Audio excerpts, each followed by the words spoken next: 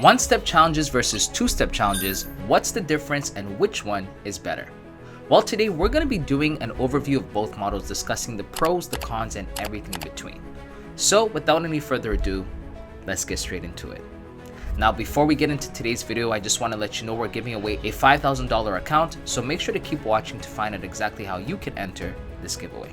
Let's start off by clarifying what these challenges entail, and let's start off with the one-step challenge. A one-step challenge is a single evaluation phase where traders must meet specific profit targets while following trading rules. Upon successful completion, traders immediately receive a funded account. Now, two-step challenges basically consist of two consecutive evaluation phases.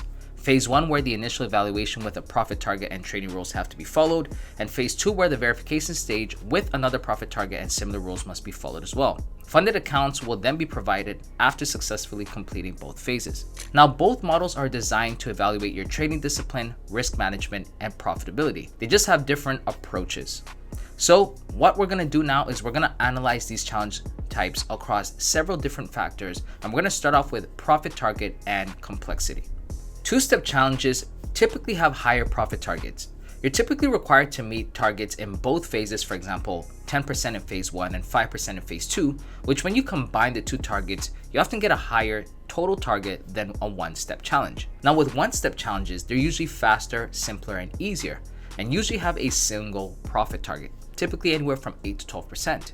And this is a more streamlined process with fewer requirements to track a quicker path to funding, typically taking about 1 to 30 days depending on your trading style. So now let's look at some specific examples from popular firms on prop4match.com.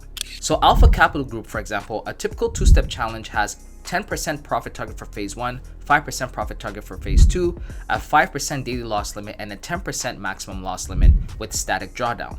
Their one-step challenges, however, have a 10% profit target, 4% daily loss limit, which is stricter, and a 6% maximum loss limit with a trailing drawdown. This shows you the difference between the two. Now let's take a look at Blueberry Funding as well.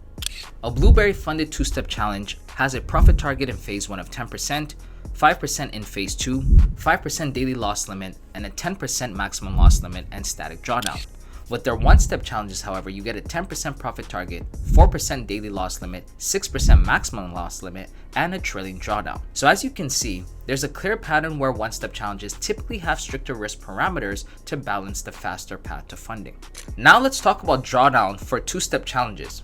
With two-step challenges, there's usually a fixed loss limit from the starting account balance, more predictable risk parameters, and it's easier to track your position. For one-step challenges, however, they typically have lower drawdown limits, stricter maximum loss percentages, and trailing drawdown. Your account maximum value becomes the new reference point for calculating losses. For example, if you have a starting balance of 100,000 and it grows to 105,000, but your trailing drawdown is 6%, then that means you have 99,000 as a minimum account value. This requires more careful risk management as your balance increases. Let me explain this a little bit more. With trailing drawdown, if your account grows from 100,000 to 105,000, your new maximum drawdown is calculated from 105,000, not your starting balance. This means your stop-out point rises as you make profits, creating a tighter risk parameter as you progress. When it comes to leverage, two-step challenges typically offer standard leverage, often anywhere from 1 to 10 to 1:100, which offers more flexibility in your trading approach.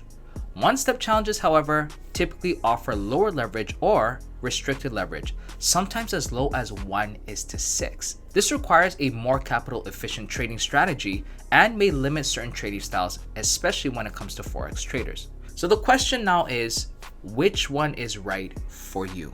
Well, let's summarize the key differences to help you choose. Consider choosing a one-step challenge if you want the fastest path to funding, have strong risk management skills, can navigate stricter drawdown rules, prefer a simpler, more straightforward evaluation, you're confident in your trading strategy, and you value simplicity over flexibility.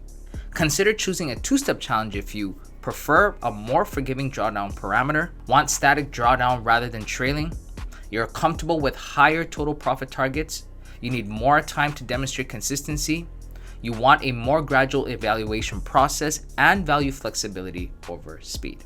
So remember, there's no universally better option. It just depends entirely on your trading style, experience level, and risk tolerance. Now, to make things a little easier, here are the top 5 most popular challenges from Forex firms in each category based on sales data from Prop4Match. I'll put them up on the screen so you can follow along, starting with the top 5 one-step challenges, and here they are.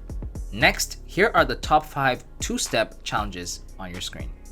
Now, you can find detailed reviews and current promotions for all these firms on our website, so make sure to check out prop4match.com. Now, for our $5,000 funded account giveaway, here's exactly what you've got to do to enter.